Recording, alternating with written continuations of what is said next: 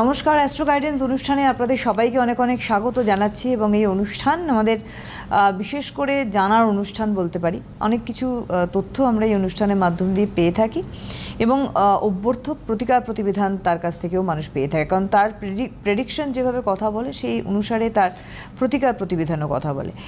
যে কোনো বিষয় নিয়ে আমরা এগোই এবং তাকে প্রশ্নও করে থাকি। আজকেও তেমনই থাকছে আমাদের বিষয়বস্তু এবং তন্ত্র পুজোর মাধ্যমে গ্রহদোষ খণ্ডন থেকে শুরু করে আমাদের সামগ্রিক উন্নতি কী হতে পারে আমরা থাকবো আলোচনায়। কারণ আমাদের অ্যাস্ট্রো গাইডেন্স অনুষ্ঠান মানেই বাকসিদ্ধ মাতৃসাধক শ্রীরামকৃষ্ণ সরাসরি আমাদের সাথে। অনেক অনেক স্বাগত দাদাকে।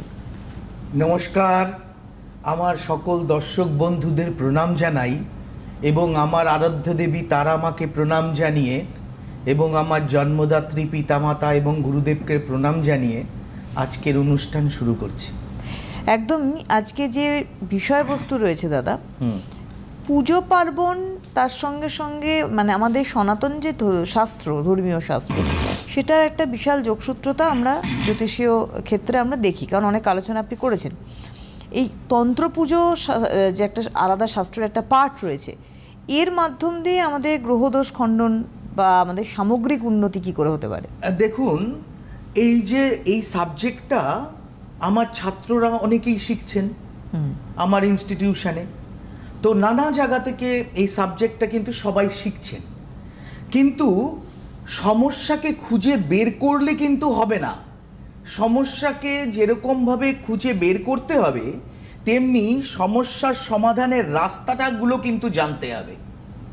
আমাদের ভারতবর্ষে এই জ্যোতিষশাস্ত্রের উৎপত্তি এবং আমরা কিন্তু দীর্ঘদিন ধরে, যেমন চিকিৎসা শাস্ত্রের মধ্যে নানা রকম এক একটা করোনার ফেজ আসছে, এক একটা ল্যাবরেটরিতে এক একটা নতুন নতুন ওষুধ তৈরি হচ্ছে, এগুলো রিসার্চের মাধ্যমে কিন্তু জানতে হবে। তন্ত্র পুজো এমন একটা পুজো, মনে করুন আমি আজকে পাথর পরিয়ে দিলাম, প্রত্যেকটা পাথর পালিশ হচ্ছে, প্রত্যেকটা পাথর কালার হচ্ছে, নানা রকম ডুপ্লিকেট হচ্ছে, কিন্তু তন্ত্র পুজো এমন একটা পুজো, এই বিষয় নিয়ে আপনাকে জানতে গেলে আমার গুরুদেবের যে কথা, ঋষি বশিষ্ঠ মুনি যখন চীন দেশ থেকে মাকে নিয়ে এসেছিলেন, সেই ঘটনাটা কিন্তু পুরো গল্পটাই আপনাকে জানতে হবে। সেই পুরো গল্পটা চীন দেশ থেকে, আপনি যেখানে পঞ্চমুণ্ড আসন তৈরি করে যখনই কোনো কাজ করবেন, দেখবেন সেই কাজ আমি অব্যর্থ ফল। আমার নিজের মা ডাক্তার বলে দিয়েছেন, আমি হায়দ্রাবাদে এশিয়ান ইনস্টিটিউট অফ গ্যাস্ট্রোএন্টারোলজিতে বলে দিয়েছেন ইনি আর মানে 7 দিনের বেশি বাঁচবেন না। মায়ের কৃপায়, তারা মায়ের কৃপায় উনি কিন্তু দীর্ঘদিন বেঁচে ছিলেন। তাহলে এগুলো অদ্ভুত ব্যাপার না? অদ্ভুত ব্যাপার। সেই অলৌকিক ব্যাপারগুলো যখন আমাদের মধ্যে ঘটে, এই যে প্লেন অ্যাক্সিডেন্টে দেখুন অদ্ভুতভাবে একটি লোক বেঁচে গেল, এগুলোর কোনো ব্যাখ্যা হয় না। আমাদের তো প্রবাদই আছে, রাখে হরি মারে, রাখে হরি মারে, এগুলোর কোনো ব্যাখ্যা হয় না। কিছু মানুষ, কিছু জিনিসের ব্যাখ্যা হয় না, তার বিজ্ঞানসম্মত কোনো কিছু খুঁজে পাওয়া যায় না, কিন্তু সেগুলো ঘটে, আশ্চর্যজনকভাবে ঘটে। এবং আমরা যেরকমভাবে আমাদের গুরুদেবের শিক্ষা অনুসারে আমি যেরকমভাবে করে আসছি, আজকে এই দীর্ঘদিন যাবৎ যে এইভাবে পঞ্চমুণ্ড আসনে বসে যে পুজো পাঠটা করছি এবং তার প্রত্যেকটা নিয়ম মেনে, যেরকম আজকে দেখুন একজন কেউ পুরোহিত হলো, তার ছেলেটি বকে গেছে, মারামারি করতো, অশান্তি করতো, বাবা মৃত্যুর পরে সংসার চালানোর জন্য সেও পুরোহিত হয়ে গেল, দুটো মন্ত্র শিখে নিল। কিন্তু আমাদের বেদে একটা ব্যাপার আছে, ব্রাহ্মণ কাকে বলে? আমাদের হরোস্কোপের মধ্যে লেখা আছে কি ব্রাহ্মণ, জন্মকালীন ছকে পাওয়া যাবে কি ব্রাহ্মণ, মানে জন্মকালীন ছকে ব্রাহ্মণ পাওয়া গেলেই তার আচার আচরণ ব্যবহার পাণ্ডিত্য সব ব্রাহ্মণের মতো হবে।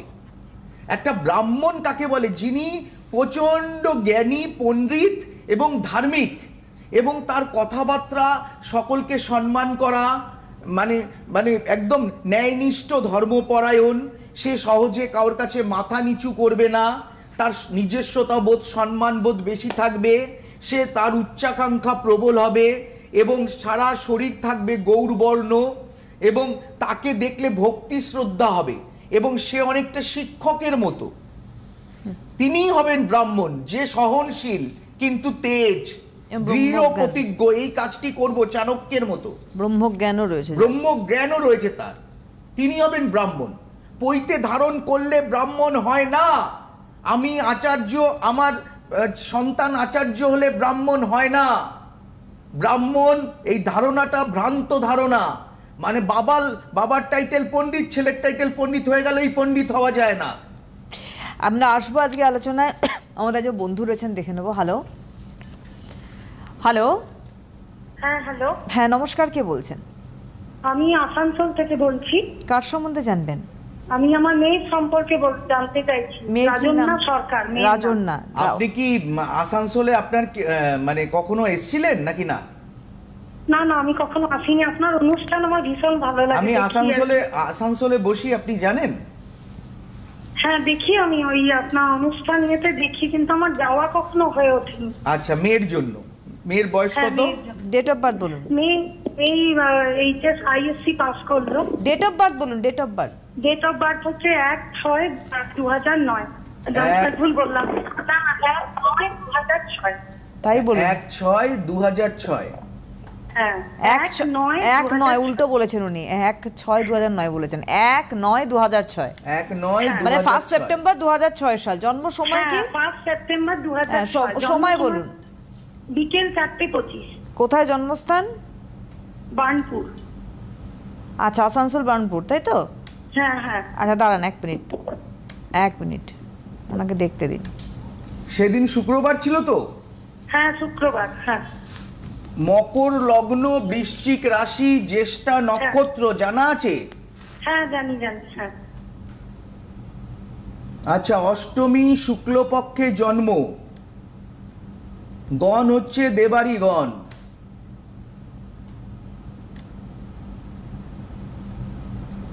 দাঁড়ান। আচ্ছা,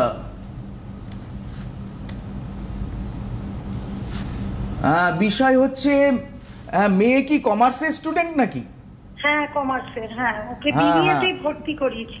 হ্যাঁ হ্যাঁ, ওকে বিবিএতে কলেজে ভর্তি করালাম, ওই ব্যাংকিং ফাইন্যান্সে ভর্তি করিয়েছি বিবিএ। ঠিকই করেছেন, সবই ঠিক আছে। তবে মেয়ের কিন্তু এখন পড়াশোনায় মন নেই। আচ্ছা, বুঝতে পেরেছেন? আচ্ছা, একটা ছন্ন ছাড়া যোগ তৈরি হয়েছে। আচ্ছা। হ্যাঁ, কিছু বন্ধু বান্ধব হবে, হ্যাঁ, তারা কিন্তু ওকে নানা রকম ভোগ বিলাসের দিকে মন থাকবে। আচ্ছা। একটু অলসতা দেখা দেবে এই সময়। আচ্ছা না, আপনি এগুলো ফিল করছেন? হ্যাঁ একদম একদম, হ্যাঁ, এই সেটাই ব্যাপারটাই হচ্ছে। হ্যাঁ। একদম তাই। হ্যাঁ, তো একদমই ঠিক। চাণক্যের একটা শ্লোক আছে, অলসস্য কুতবিদ্যা, অবিদস্য কুতধনম, অধমস্য কুতমিত্রং, মনোমিতস্য কুত সুখম। ওকে এই কথাটাই বোঝাচ্ছি যে বন্ধু সঙ্গটা ওর। হ্যাঁ, তারপরে কি আবার এমন একটি মানে মেয়ে বন্ধুর সাথে পরিচয় হবে যে মেয়ে বন্ধু ওর আসল সময়টাকেই নষ্ট করে দেবে। আচ্ছা, আর একটা কথা বলে রাখি, ওর কিন্তু বা পায়ে এই সময় হঠাৎ একটা আঘাত লাগতে পারে। আচ্ছা। ওর বা পায়ে এই সময় হঠাৎ আঘাত লাগতে পারে। আচ্ছা। বেশি সৌন্দর্যের দিকে, সাজুগুজুর দিকে, ড্রেসের দিকে মন না দিয়ে সাধকের মতো পরিশ্রম করুক, ও একটা জায়গা পেয়ে যাবে। তবে এটা করতে গেলে পঞ্চ ইন্দ্রিয়, 5 সেন্সেস আমাদের তো কন্ট্রোল করে। এই 5 সেন্সেসকে কন্ট্রোল করতে গেলে ওকে যা যা প্রতিকার দরকার, হ্যাঁ, আপনি যদি কাউকে বলেন যে তুমি খেও না খেও না খেও না, যে লোভী সে আপনাকে লুকিয়ে খেয়ে নেবে। এটা হচ্ছে ইন্দ্রিয় আসক্তি। এই ইন্দ্রিয় আসক্তিটা কোনো লোক, কেউ বিয়ে করতে চায়, কোনো ছেলে, তার মা বলে চাকরি না পেলে বিয়ে করিস না, চাকরি না পেলে বিয়ে করিস না। দেখা গেল একদিন সে বিয়ে করে বউকে নিয়ে ঘরে চলে এলো। এটাকে বলে ইন্দ্রিয় আসক্তি। এই ইন্দ্রিয় আসক্তিটা বউকে মেরে আঘাত করে ঠিক করা যায় না। এটাকে পঞ্চ ইন্দ্রিয়টাকে যোগের মাধ্যমে কন্ট্রোল করতে পারে। যেমন কোনো যোগীদের কোনো তাবিজ কবজ পাথর কিছু লাগে না। যারা পুজো করেন, যোগ করেন, মহারাজ হন, তারা কোনো কিছু ধারণ করেন না। কেন? তারা নিজেদের শরীরটাকে ওভাবে তৈরি করতে পেরেছেন।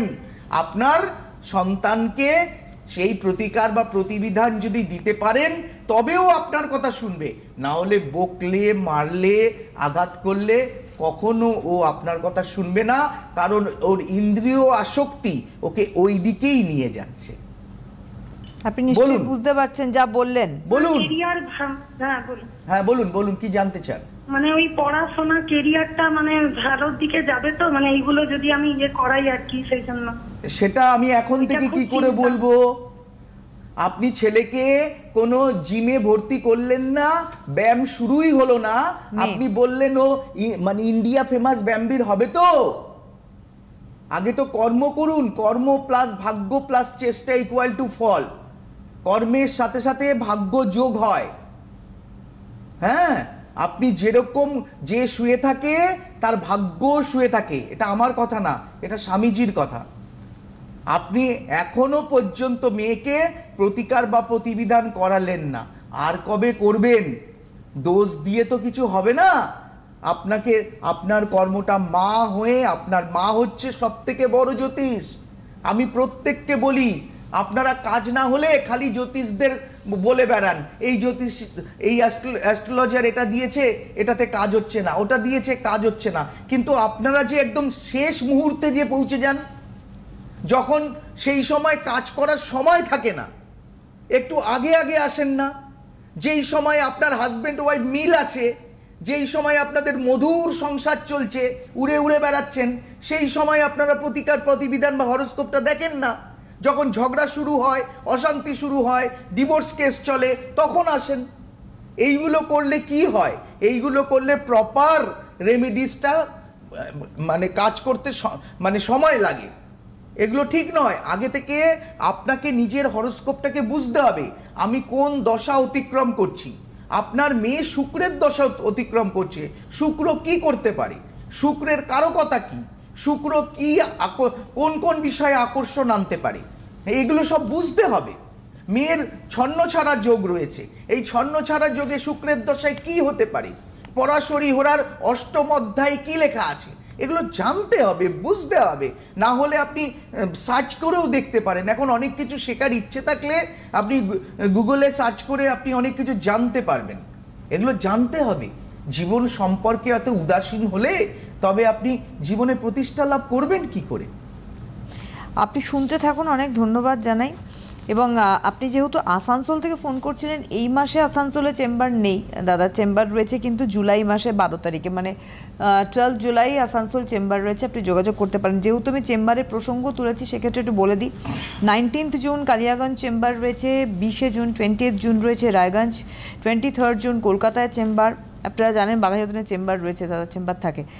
23 জুন কলকাতায় চেম্বার, 1 জুলাই নর্থ বেঙ্গলে যাচ্ছেন কিন্তু ফার্স্ট জুলাই কোচবিহার, 2 জুলাই গুয়াহাটিতে নর্থ ইস্টে, 3 জুলাই জলপাইগুড়ি। আমি একটা কথা বলি, হ্যাঁ, মানসিকতা থাকতে হবে, পরিবর্তন আনার। অর্থটা বড় কথা নয়, ব্যবসা করতে গেলে সেই জেদ থাকতে হবে, অর্থটা বড় কথা নয়। ছোটবেলা থেকে সে প্ল্যানিং করতে হবে যে আমি ইনকাম ট্যাক্স ফাইল করব, আমি সরকারকে দেখাবো আমি কিছু কাজ করি না, সেটা নন প্রফিটেবল ইনকাম হোক না কেন, সেটা আমি দেখিয়ে একটা জায়গায় নিয়ে যাব, ব্যাংক আমাকে লোন দেবে।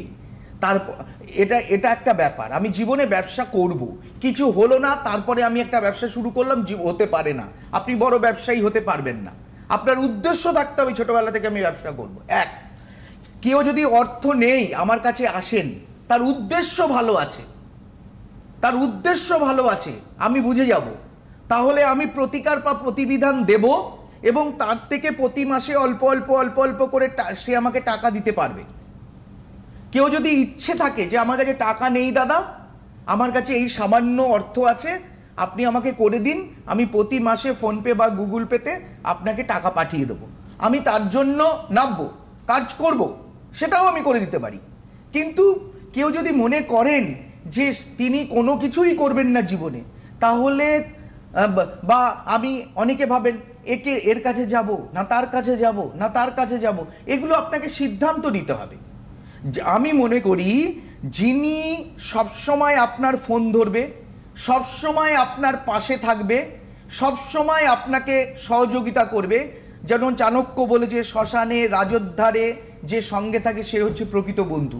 একজন অ্যাস্ট্রোলজার হচ্ছে ফ্রেন্ড, ফিলোসফার অ্যান্ড গাইড, যে আপনার সুখে দুঃখে আপনাকে সব সময় একটা জ্যোতিষশাস্ত্র মতে বুদ্ধি দেবে, যেটা আগেরকার দিনে রাজা মহারাজাদের থাকতো। এখন আমরা সবাই রাজা, আমাদের এই রাজার রাজত্বে আমরা, এটা এখন গণতান্ত্রিক দেশ, এখানে রাজা বলে কেউ নেই, আমরা সবাই রাজা। তাই আমাদের প্রত্যেকের একজন করে জ্যোতিষী দরকার, অ্যাস্ট্রোলজার দরকার, যাদের থেকে প্রতিনিয়ত আমি অ্যাডভাইস নিতে পারি। একদমই তাই। বলে রাখি, চেম্বার 1 জুলাই কোচবিহার, 2 জুলাই গুয়াহাটি, 3 জুলাই জলপাইগুড়ি চেম্বার, 5 জুলাই রয়েছে তারাপীঠে চেম্বার, 8 জুলাই মেদিনীপুর, 9 জুলাই চুচুড়া, 10 জুলাই বর্ধমান, 11 জুলাই রয়েছে দুর্গাপুর চেম্বার, 12 জুলাই আসানসোল, 14 জুলাই দমদম, 15 জুলাই রানাঘাটে চেম্বার রয়েছে। যারা বাইরে, ওনার তো দিল্লি চেম্বার রয়েছেই, দিল্লি থেকে শুরু করে বাংলাদেশ, ঢাকা, প্রত্যেকটি জায়গায় দেখুন ইন্টারন্যাশনাল চেম্বারের মধ্যেও ঢাকা রয়েছে, দুবাই, বিভিন্ন জায়গায় চেম্বার আপনারা স্ক্রিনে দেখতে পাচ্ছেন। ডেট অনুসারে আমরা বলে দিই এখানে। আর যে অ্যাপয়েন্টমেন্ট করবেন আপনারা, যে বুকিং করবেন, তার ফোন নাম্বার অবশ্যই দেখতে পাচ্ছেন, 9836153266, 9339845992 এবং 9038002022। এই 3টি ফোন নাম্বার, যে বুকিং নাম্বার, যে বুকিং অন রয়েছে, অনুষ্ঠান চলাকালীন বুকিং চলছে, আপনারা অবশ্যই বুকিং করতে পারেন। আমি দাদাকে একটা কথা বলি, যেহেতু আমরা আজকে আলোচনা করছিলাম একটা গুরুত্বপূর্ণ বিষয় নিয়ে, আপনার বইটা আমার চোখের সামনে রয়েছে, প্রাচীন জ্যোতিষবিদ্যা। অনেকে এখানে আমাদের ফোন করে বলেছেন যারা জ্যোতিষ শাস্ত্র সম্বন্ধে জানতে চান। এটা হস্তরেখা বিচারের উপর বই, ফ্লিপকার্টেও পাওয়া যায়। এই বইটা একটুখানি আমরা দেখাই। এই বইটা হস্তরেখা বিচারের উপরে, মানে একদম পামিস্ট্রির উপরে বই, প্রাচীন জ্যোতিষবিদ্যা। এবং এটা কলেজ স্ট্রিটেও পাওয়া যাবে, হ্যাঁ, ওরিয়েন্ট লাইব্রেরিতে, এবং অনলাইনেও আপনারা কিন্তু এটা পেতে পারেন। এর মধ্যে আমরা কি পাবো সবার আগে একটুখানি আমরা জানবো। এটার মাধ্যমে হস্তরেখা, যাদের date of birth, time, place নেই, তারা হাতের মাধ্যমে সমস্ত কিছু জেনে নিতে পারবেন এই বইটার। এই বইটা আমি খুব পুঙ্খানুপুঙ্খ বিচার করেছি। এটা আমি গত 5 বছর আগে লিখেছিলাম এই বইটা, দীর্ঘদিন ধরে বইটা বাজারে। প্রথমে তো আমি দেখছি আঙুলের প্রকারভেদ, পর্ব বিচার ইত্যাদি ইত্যাদি রয়েছে, মানে ইন্ডেক্সের পার্টেই রয়েছে। তো এগুলো কিন্তু আরো ডিটেলসে রয়েছে। একটা জিনিস জেনে রাখবেন, এই যে প্রাচীন জ্যোতিষবিদ্যা, এটা শুধুমাত্র পড়লেন জেনে গেলেন এটা তা নয়, কিন্তু এটা আপনারা আইডিয়া পাবেন, কিন্তু এটা একটা শাস্ত্র, এটা একটা মানে রিসার্চ ওয়ার্ক, পড়াশুনোর প্রয়োজনীয়তা রয়েছে, যেটা ওনার রয়েছে, এবং এত মানুষ দেখার অভিজ্ঞতা রয়েছে। আজকে যে কথাগুলো আপনি বলছিলেন, যে আজকে আমাদের ঈশ্বরকে, ঈশ্বর বন্দনা, আমাদের তার প্রতি আমাদের কি বলবো, শ্রদ্ধা জ্ঞাপন, এবং আমরা বলি যে কোনো বিপদে পড়লে বলি ভগবান বাঁচাও। এর আগে কেন আমরা ডাকি না? এটা হচ্ছে সব থেকে দুর্ভাগ্যজনক বিষয় আমাদের। এই যে ঘটনাগুলো ঘটলো, এখন আমরা বলছি দেখেছো এই হয়েছে, ওই হয়েছে, সে হয়েছে, না তা নয়। অনেকের আবার ডেফিনেটলি করে মানুষের দিন শুরু হয় ঈশ্বর বন্দনা করে। স্বামীজিকে যখন রামকৃষ্ণ পরমহংসদেব বললেন যা তুই মায়ের কাছে চা, তিনি কি বলেছিলেন? মা আমাকে জ্ঞান দাও, ভক্তি দাও, শ্রদ্ধা দাও, বুদ্ধি দাও, বিদ্যা দাও। তো বুদ্ধি ভগবান কি করেছেন? আমাদের এই পঞ্চ ইন্দ্রিয়টা দিয়েছেন। এই ইন্দ্রিয়র মাধ্যমে আমাকে কিন্তু রক্ষা করতে হবে। গীতায় কিন্তু বলেছেন যে তুমি তোমার ইন্দ্রিয়টাকে অ্যাপ্লাই করবে। আমি হঠাৎ আবেগের বশবর্তী হয়ে বলল কি ওইখানে গিয়ে আমি উপকৃত হয়েছি অমুক জ্যোতিষীর কাছে। আরে তার সমস্যার তোমার সমস্যার মধ্যে পার্থক্য আছে। হ্যাঁ, আপনি বিশ্বাস করতে পারবেন না, একটি সাবজেক্ট, যে সাবজেক্ট সারা ভারতবর্ষের মানুষ বলে দেয় যে এই সাবজেক্টে এই রোগটা সারে। আমি নিজে 3 বছর আমার সন্তানকে দেখিয়েছি, কিন্তু তারা পারেননি। বড় বড় ডায়লগ দিয়েছেন, পারেননি। কিন্তু সেই সাবজেক্টটায় সরকারি কলেজও আছে, কিন্তু পারেননি। তারপরে সেটাকে অপারেট করতে হয়েছে।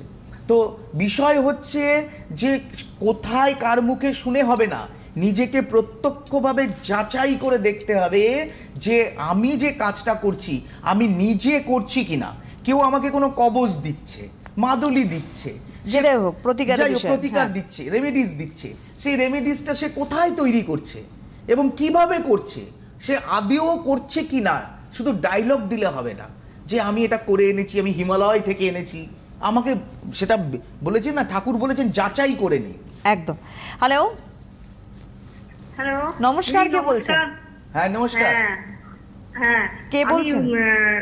আমি মেয়ের মা বলছি, একটু মেয়ের নাম বলুন, মেয়ের নাম বলুন। দাদাকেও নমস্কার, দিদি আপনাকেও নমস্কার। হ্যাঁ নমস্কার। হ্যাঁ হ্যাঁ, দাদাকেও নমস্কার। কোথায় থাকেন আগে বলুন? হ্যাঁ, ডেট অফ বার্থ কোথায় থাকেন? আপনি কোথায় থাকেন? উল্টোডাঙ্গায়, কলকাতা। আচ্ছা বলুন, আর ডেট অফ মেয়ের নাম বার্থটা বলে কি? ফেলুন। মেয়ের নাম কি? রিনা রায়। বলুন ডেট অফ বার্থ। 24/3/1998। 98। সময় কি? 9:39 সকাল। সকাল। জন্মস্থান কোথায়? কলকাতায়? কলকাতা, কলকাতা। অনুষ্ঠান দেখেন না? সময় কটা বললো? 9:39 হ্যাঁ হ্যাঁ, দাদা সকাল। অনুষ্ঠান দেখি। সকাল 9:39 তো? সকাল 9:39। দাঁড়ান। কলকাতায় জন্ম। সেদিন ছিল হচ্ছে মঙ্গলবার, তাই তো? হ্যাঁ, মঙ্গলবার।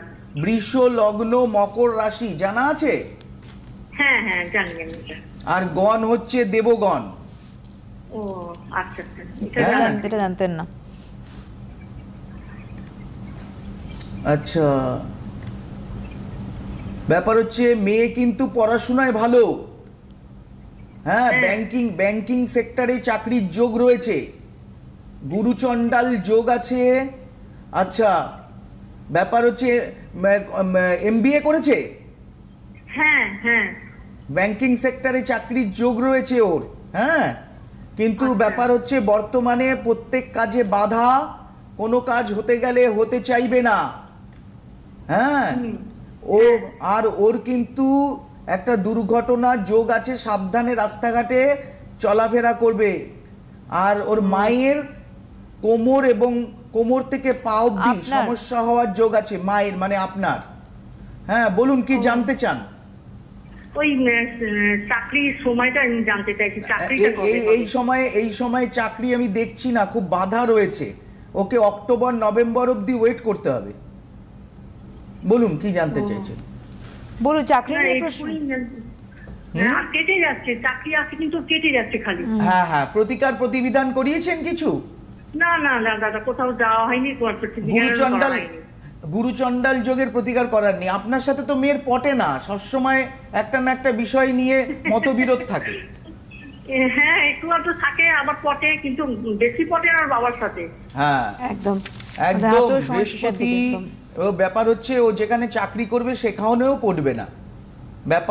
ব্যাপার হচ্ছে ওর স্কুলে ওর টিচারের সাথে ওর বনতো না, মানে না না, স্কুলে টিচারের সঙ্গে বলতো না। ডিটেক্ট করার পরে ও 2 বছর চাকরিও করেছে, সেখানেও বনিবনা হয়ে ছেড়ে দিয়ে MBA করেছে।